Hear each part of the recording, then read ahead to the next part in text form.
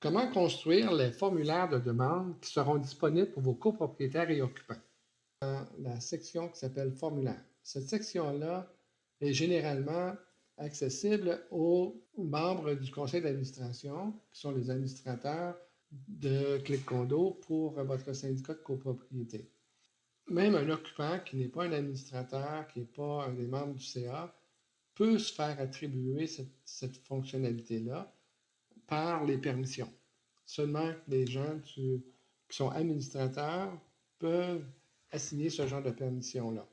Mais de façon générale, ce sont les membres du conseil d'administration qui peuvent faire des formulaires et des nouveaux, les éditer, etc. Donc, ceux qui ont les droits de ça vont avoir le bouton « Créer un formulaire » dans cet onglet-là. L'onglet va apparaître. Pour tous les copropriétaires, incluant les administrateurs, parce qu'eux-mêmes peuvent faire aussi une demande, vont avoir les formulaires de demande dans cet onglet-là là, qui vont apparaître en fonction de tous ceux qui ont été actifs dans le formulaire. Bon, alors, je retourne dans le formulaire. Des exemples, autorisation pour travaux, avis de changement de date d'expiration de chauffe-eau, problème à signaler, et il y en a toute une panoplie.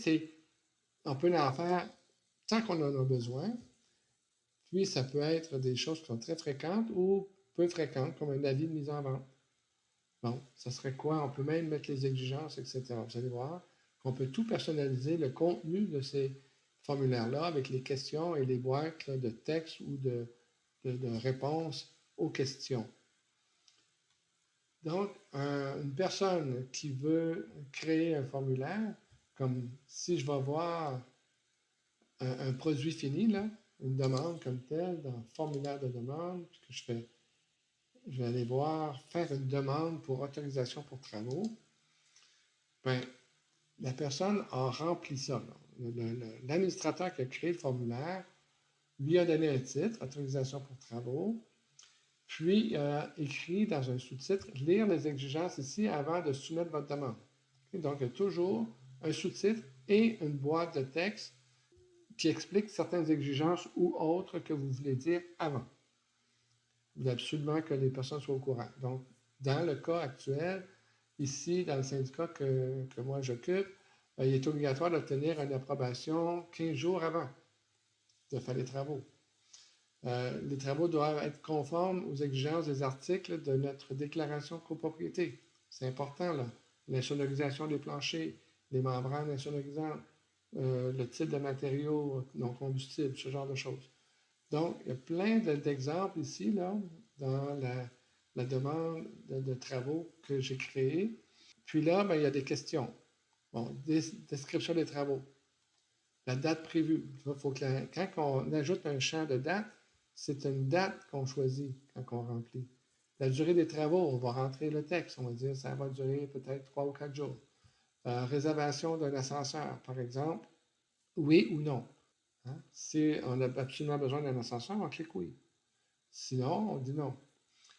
Et ensuite, obligatoire, je confirme avoir lu et compris les exigences. L'utilisateur qui fait la demande de ce type de demande-là, puis quand il y a des choses obligatoires qu'il faut que soient confirmées comme étant lues, il est obligé de cliquer là, sinon la demande ne pourra pas partir.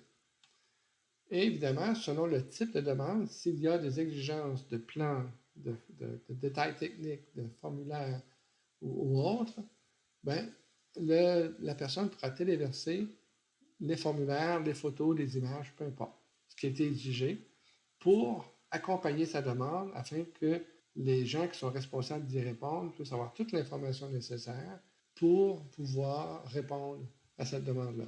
La personne, en ayant complété tout ça, va le soumettre. Là, je vais faire annuler dans notre exemple aujourd'hui, puis je vais aller montrer quand on crée un formulaire, comment ça se passe. Okay? Parce que tout est personnalisable. Donc, je retourne sur formulaire, je vais créer un formulaire. Par exemple, demande de rénovation. Sous-titre, exigences. Par rapport aux exigences, parce que ce tableau-là, le sous-titre et le tableau, il l'a à toutes les demandes. Donc ici, on pourrait expliquer que, bon, on exige telle ou telle chose. Mais on peut aussi faire comme tout à l'heure, on a vu. blabla. On met toutes les exigences qu'on veut. On peut faire des indentations, mettre d'autres, etc. Puis continuer comme ça. Mettre en page comme on veut, rajouter des images, peu importe. Quand le texte là a été composé, on a une zone de texte. Titre de description. La zone 1 a toujours une description, disons, description de vos travaux. Ce serait par rapport à cette demande-là, ce serait description des travaux. Mais si c'est un problème technique quelconque, un problème dans l'immeuble, ben, ça pourrait expliquer c'est quoi que vous avez vu comme problème. Okay? Maintenant, mettons description des travaux pour notre exemple. Et ensuite, on peut ajouter toutes sortes de zones. Okay? Donc, par exemple, zone de texte serait nom du contracteur, par exemple. Ensuite, téléphone.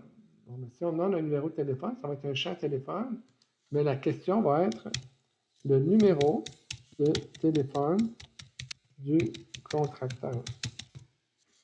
Ensuite, on pourrait dire un champ date. Donc, date du début des travaux, par exemple. Et là, il va y avoir une boîte de date que la personne va cliquer pour choisir sa date. Oui ou non, ça c'est un exemple, là, réservation d'ascenseur. Hein, réservation d'un ascenseur, oui ou non. Et après ça, la boîte obligatoire, qui s'il y a des exigences particulières pour faire des travaux, ben, le libellé pourrait être besoin obligatoire, je confirme avoir lu et compris les exigences. Là, la personne va être obligée de cocher. Et c'est ici qu'on décide le destinataire. Dans les membres du CA, du conseil d'administration, et même quelques membres qui peuvent être externes, peuvent avoir attribué à eux des fonctions administratives. Dans notre exemple, ça serait la personne qui a la responsabilité de l'immeuble, qui peut être aussi un vice-président ou un trésorier, mais qui a aussi une bonne compréhension de la mécanique de bâtiment. Et ça serait lui, principalement, qui devrait normalement répondre à ça. Notez que tous les administrateurs vont avoir accès à toutes les demandes de tout le monde. Avec des filtres, quelles sont les demandes qui vous sont attribuées à vous et vous allez pouvoir aller y répondre. L'avantage de ça, c'est que tous les autres administrateurs puissent le voir. C'est intéressant puisque si quelqu'un quitte pour 2-3 mois ou passe l'hiver dans le sud, mais on pourrait aller attribuer la fonction administrative à quelqu'un d'autre pendant ces mois-là, ou carrément le laisser comme ça, mais les gens, une autre personne, membre du conseil d'administration, pourrait aller filtrer pour voir juste ceux de l'immeuble et répondre en son nom en attendant. Même s'il n'est pas absolument responsable, il peut décider de filtrer puis de répondre à ce genre de demande-là pour quelques jours, quelques semaines, quelques mois. Peu importe. Alors, il y a une grande flexibilité de ce côté-là.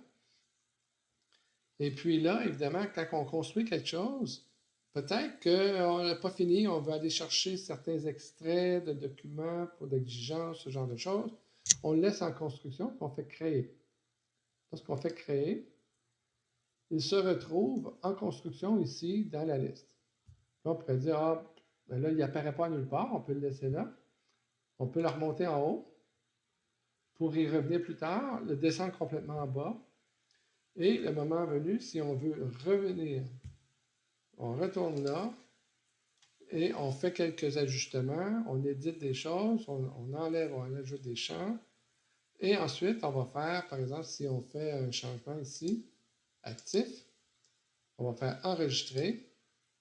Et là, cette demande de rénovation-là vient d'être activée et va être listée en haut dans les demandes. Si je retourne dans mon formulaire, demande de rénovation vient d'apparaître là.